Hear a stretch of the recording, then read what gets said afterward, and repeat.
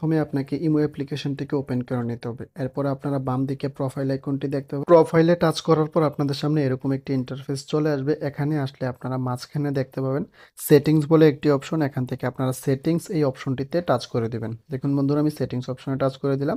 এরপরে আপনাদের সামনে এরকম একটি ইন্টারফেস চলে আসবে। এরপর অ্যাকাউন্ট অ্যান্ড সিকিউরিটি এই অপশনটিতে টাচ করে দিবেন।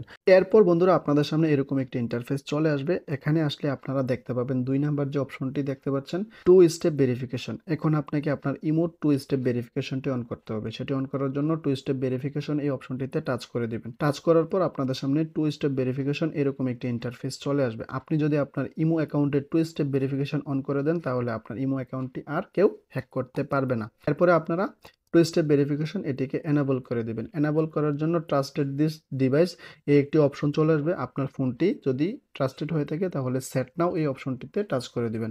টাচ করার পর আপনাদের সামনে পারমিশন চাবে, এখান থেকে আপনারা ওকেতে টাচ করে দিবেন। টাচ করার পর আপনাদের সামনে এরকম একটি লেখা চলে আসবে। এরপর আপনারা এখান থেকে অ্যালাউ করে দিবেন।